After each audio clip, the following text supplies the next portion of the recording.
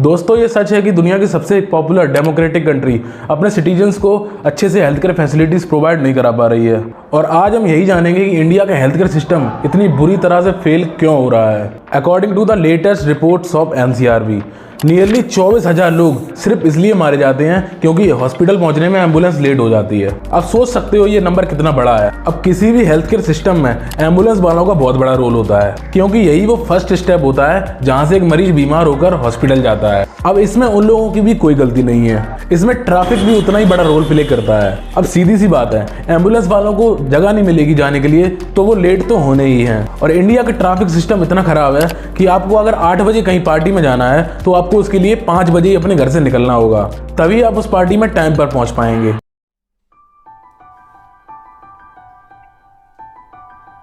दो 2012 के सेंसस के हिसाब से हर एक रेजिडेंसी के 5 किलोमीटर के अंदर हॉस्पिटल होना अनिवार्य है, तभी वहाँ पे पेशेंट्स इमरजेंसी के टाइम पर जल्दी पहुँच पाएंगे।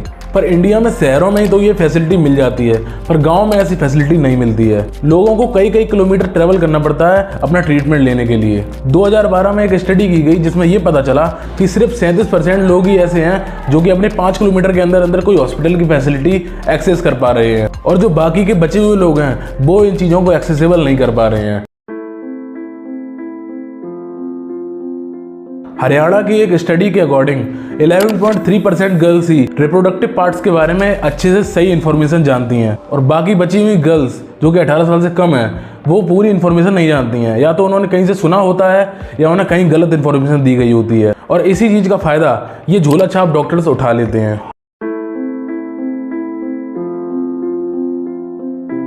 आज के टाइम पे इंडिया में हर 10,000 लोगों पे 20 हेल्थ केयर वर्कर्स होते हैं। इन 10,000 लोगों को ये 20 लोग कैसे संभालते हैं ये तो मुझे भी समझ में नहीं आता। इंडिया की टोटल हेल्थ केयर वर्कफोर्स में से 31% doctors, 30% nurses and midwives, 11% pharmacists and 9% Ayurveda field से लोग हैं।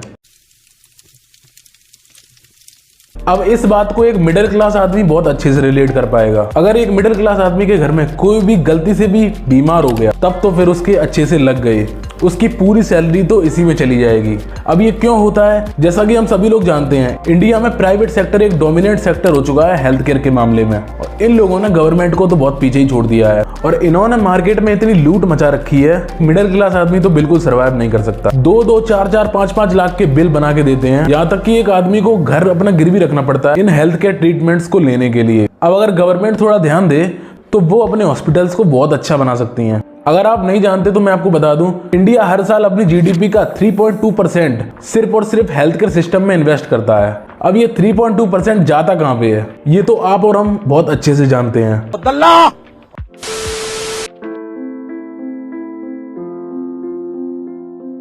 अब प्राइवेट हॉस्पिटल्स में एक और घिनौना काम किया जाता है जिसको हम बोलते हैं सी सेक्शन मतलब नॉर्मल डिलीवरी ना होकर ऑपरेशनल डिलीवरी करते हैं। अब ये लोग क्या करते हैं, जिसको जरूरत नहीं होती है उसकी भी डिलीवरी ऑपरेशन से ही कर देते हैं, जिससे कि इनका प्रॉफिट और बढ़े, वो बहुत ज्यादा टाइम के लिए उनके हॉस्पिटल्स में एडमिट रहे। और आज के टाइम पे इंडिया में 47% सी सेक्शन डिलीवरी से ही होते हैं। NFHS के हिसाब से normal C section rate 10 to 15% होना चाहिए, और प्राइवेट हॉस्पिटल्स ने तो इसकी रिकॉर्ड ही तोड़ दिया है। गवर्नमेंट हॉस्पिटल्स में सिर्फ 14.7% ही सी सेक्शन रेट है, और इसका कंक्लूजन सिर्फ यही है कि गवर्नमेंट को अपने हॉस्पिटल्स को और ज़्यादा अच्छा करना होगा, जिससे कि ये प्राइवेट प्लेयर्स की मोनोपोली खत्म हो जाए। तो इसी के साथ हम विदा लेते हैं, लौटेंगे किसी और वीडियो में, और कमेंट में और टॉपिक सजेस्ट कर सकते हो जिसके ऊपर मैं नेक्स्ट वीडियो बना सकता हूँ।